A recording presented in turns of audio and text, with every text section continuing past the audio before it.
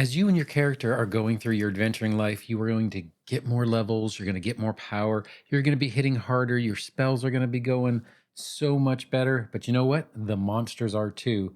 And you can rely on things coming out of the treasures that you get and things that you pull off when you search bodies after a combat. Or you can go ahead and try and increase your weapons, your armor yourself by using runes. My name is Don. I'm trying to be the Sly Strategist, and let's go ahead and get into it. Although there are weapons and armor in the game that simply because they are items, they are artifacts in and of themselves, they have their own powers. But quite a few things in the game require you to upgrade them, and you get these through runes. Runes are basically potent eldritch enhancements that you can do on weapons and armor. Kind of think of it as maybe like a ancient magical science that bestows items with abilities to hit more often, to hit harder, or to give them special properties that they wouldn't normally have. And what you do is you take these runes and you engrave them on either armor or weapons, and they can take basically two forms. They are fundamental runes and property runes. And we'll go ahead and explain both of those. But let's start with the fundamental runes. So getting into the fundamental runes, there are basically four types, two for weapons and two for armor.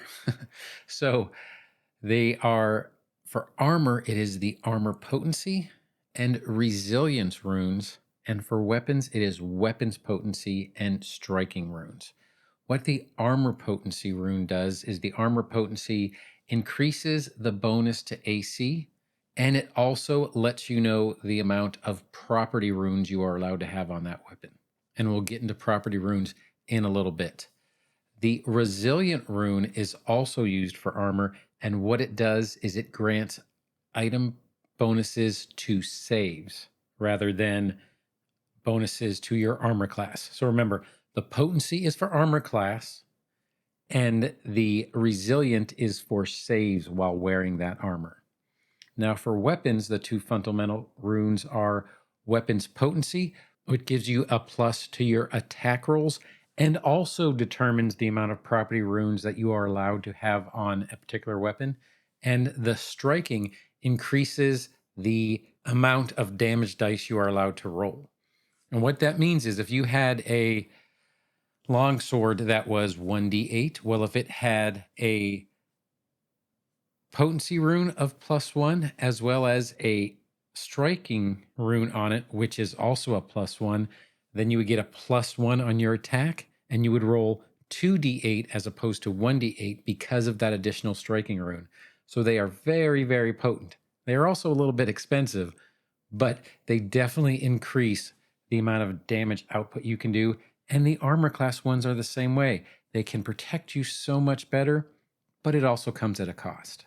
So now we're going to break those down just a little bit more and go really kind of in depth on what armor potency runes can do for you and what resilient runes can do for you. And we'll do the same for weapons. So armor potency runes grant item bonus to armor class, and the number of the bonus also indicates the amount of property runes that you are allowed to have on that particular piece of armor. So if you have a suit of armor that is +1, that means that that particular armor, and we'll say it's leather armor, gets a +1 item bonus to its armor class. In addition, it can have one potency rune. The potency rune will also make that armor magical. So if you do something like identify magic, or if you do something detect magic or read aura, then that item will immediately show up as magical. Because it is a +1 potency rune, that also means that you can add one property rune to it. If you had a +2 potency rune, you could have two property runes on it. And if it was a +3 potency rune, you could have three property runes on it. And that's pretty much as high as that goes. Now, resilient runes grant a bonus to all saves and come in three varieties. And the naming is where it comes important, simply because if you hear a +1 suit of leather armor, that +1 will always refer to armor potency. And the name on the armor is going to tell you what kind of resiliency rune it has. So a resilient rune is a +1. A greater resilient rune is a +2, and a major resilient rune is a +3. So if you had +1, we'll say this, we'll go all the way up to the top. If you had a +3 suit of resilient leather armor, it would be +3 with a +1 to your saving throws. If it was a +3 major resilient suit of leather armor, then it would have a +1 to your AC, but it would be a +3 to your saving throws because major resilient equals +3. Now, each one of those runes is going to increase the bonuses to saves. Now, fundamental runes for weapons function in pretty much the same way. The first fundamental rune for a weapon is the weapon potency. When a potency rune is added to a weapon, it is shown as the plus number. So that is always going to be the plus number, is the potency rune. So it will give you a bonus to your attack roll. +1 will give you a +1 to your attack roll. +2 will give you a +2 to attack roll. And surprisingly, a +3 is going to give you a +3 to your attack roll. And that is always the case with a potency rune. But that number is also the amount of property runes that can be added to that weapon. So potency runes always tell you the amount of property runes that can be added to the weapon. Now, if you want to increase the weapon's damage, then you want to add a striking rune to it. Striking runes can increase the number of the damage dice that are rolled with that particular weapon.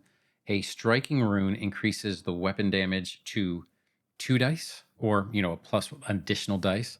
A greater striking rune increases the base damage to 3 dice, and a major striking rune increases the base damage to 4 dice. This works the same way as armor. So if you were to have a +3 major striking longsword, then you would have a +3 to your attack rolls, plus you'd be able to roll 4 damage dice for that particular longsword. Now, and it is also always based on what type of weapon it is. So if you have a weapon that can be either one-handed or two-handed, if you go to two-handed, it will be 2 of that dice, not 1 of a D12 and 1 of a D8. It will always be 2 D12. So it always follows whatever convention you are using to initiate the strike. Now let's go ahead and move on to what the property runes are, and this is where it gets a little bit interesting. Now, if you've ever been watching a show and you've seen a flaming sword or a frost sword or a sword that does damage on its own without being in the hand of the owner, those are available to you by using property runes. Property runes let the armor or weapon do basically cool stuff beyond just the basic things like striking and damage. Do you want to have your sword striking without you holding it? Well, that would be a dancing property rune.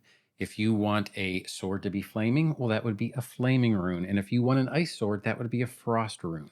These are all property runes that can be added to your sword.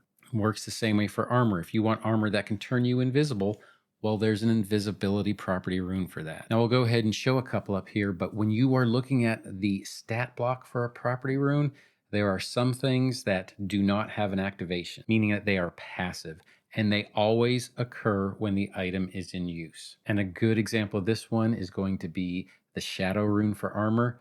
As long as you are wearing that armor, you will get the benefit from having the shadow rune on it. But there are other runes like the invisibility rune for armor that requires you to activate it, and it does have a limit on how many times it can be done. If it does have an activation, it will be, some can be single and some can be multiple, and you just have to look at the stat block to see what the activation cost is for your actions. But as opposed to just being 4 like there was for the fundamental runes, there are a whole bunch of property runes, so I'm not going to go through them all, but hopefully by looking at these individual examples of property runes, especially a passive one versus one that requires an activation, they kind of all make sense. They can generally be read as a stat block just like you would for a spell, and they are pretty easy to understand, but we're going to go ahead and now cover how the fundamental runes translate to the property runes, meaning how many can you have based on how many fundamental runes that you have. So there are limits to how many runes a single item can have on it. Each weapon or suit of armor can have 1 potency rune, And if it is a weapon, it can have one striking rune. If it is a suit of armor, it can have one resiliency rune. And it can have as many property runes as there are in the potency rune. So let's go ahead and give a good example, kind of how I think of it in my head. So let's think of it as a shelf. You have a +1 potency rune. One shelf. That's all you have. You have one shelf. You can add one resilient rune or a striking rune if it was a weapon, and you can have one property rune on that one shelf. If you have a +2 potency rune, then you basically have two shelves. You have a +2 potency rune.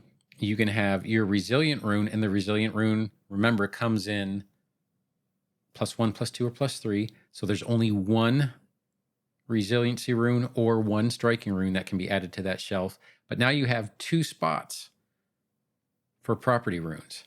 And it goes kind of the same way around for a +3. +3, you now have three shelves. You have the first shelf that has your +3 property rune.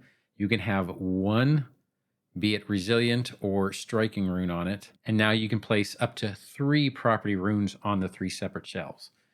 I've also heard other examples such as garages or rooms in a house, but that's just the one that works best for me. It's good to get a good analogy for whatever helps you kind of put it in your head, but it is always the potency rune tells you how many property runes you can have. You can only have one potency rune. You can only have one resilient or striking rune, and as many property runes as you have the number in your potency rune. Now let's cover a couple other basics of runes. So you might hear that you have a limit of 10 things that can be invested at any one time. If a suit of armor has any runes on it, it will have that you've put on, it will have the invested trait, requiring you to invest in it to get the magical benefits. And by armor, we mean you put it on and then it is invested. So if you were a crafter, you might be wondering, well, how do I get the formulas for the runes? Well, the price of the rune formula is going to be the same as the price of a formula of the same level. So for example, if you want a level 3 rune, then it is going to be 3 gold pieces. If you want a level 18 rune, it is going to be 1,200 gold pieces.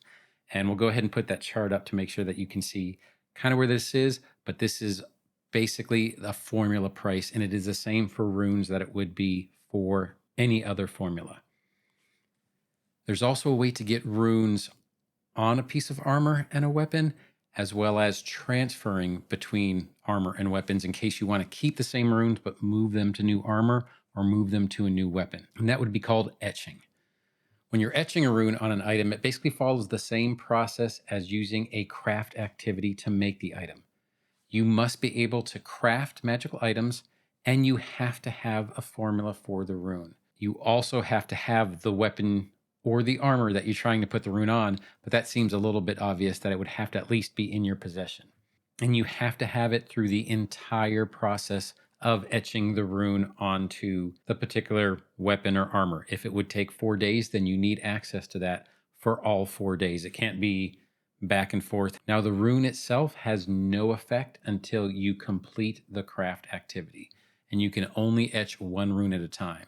So if you wanted to take a blank piece of armor and put a potency, a resilient, and a property rune on it, that is 3 separate activities that cannot be combined. Now, you can also transfer runes between 2 items. It uses the craft activity just like etching the rune would, and you must be able to craft magical items. You can either move one rune from one item to another, or you can swap runes on one item with a rune on another item, but they must be the same type of rune, meaning they must either both be fundamental runes or they must both be property runes. Now, you can also do something like this in order to store a rune.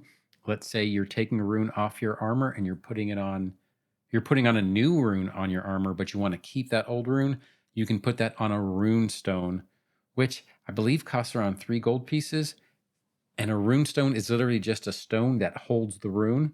Once you use that rune that is on the rune stone on another piece of armor or another weapon, depending on what type of rune it was, then that rune stone would be destroyed.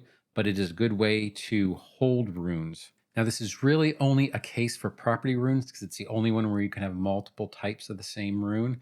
But if you have a +2 potency weapon and it has 2 property runes on it and you want to swap one of those runes for something else, well, you can pick which property rune to switch. So it's not a roll of the dice or anything that you might do the wrong one. You are able to pick which rune you would like to swap it out for. And if you are, but I will say this, if you are attempting to transfer a rune to an item that can't accept it, such as, let's say you have a melee weapon rune and you're trying to put it on a ranged weapon, you will get a critical failure automatically on your crafting check. But there is a fortunate thing in that if you transfer a potency rune, so let's say you have a +3 dagger and you want to transfer that +3 to your longsword, but that +3 dagger has 3 property runes on it. You transfer that potency rune to your longsword. However, those property runes aren't destroyed. They are just dormant. You can't do anything with them until they are transferred to a new item or a potency rune goes back on to the original weapon, to that dagger. If you were to put a +3 potency rune back on that dagger, well, then those property runes would no longer be dormant and would be able to be used. Now, the DC of a crafting check to transfer a rune is generally determined by the item level of the rune being transferred, and the price of the transfer for transferring a rune is going to be 10% of the price that the rune would be if you were to try to buy it. Unless you are using a runestone, transferring runes from a runestone is free. Now, if you are swapping runes between weapons, you want to switch one of your property runes out for something else, you always use the higher level and the higher price of the two in order to determine the cost to do that transfer. But it will only take 1 day as opposed to 4 days that it would normally be needed to use a crafting activity in order to do that. So it only takes 25% of the time to transfer as it would if you were trying to craft it from scratch. This gets a little bit more into crafting, so I'm not going to go too much more into it. But if you wanted to spread out the work over more days, you could get a discount on the cost it would take in order to complete the crafting. But once again, that starts getting into crafting rules, and we'll cover that in a separate video. Now, I hope this rune video kind of helped you out a little bit. It is a really interesting system that allows you to do a lot with your weapons and with your armor to really make them what you want, but it can be a little bit complicated. Not really your fundamental runes, but once you start getting the property runes, just knowing that you have to remember that is the potency of the weapon or armor that you are using that determines how many property runes that you want. So if you want a dancing, flaming ice sword, well, then you are going to need a +3 sword in order to use all 3 of those property runes. I hope you liked the video, and if you did, feel free to like, subscribe, and hit that notification bell for things that are coming down the pipe. But whatever you do, I hope you have a great day and happy adventuring. Thanks.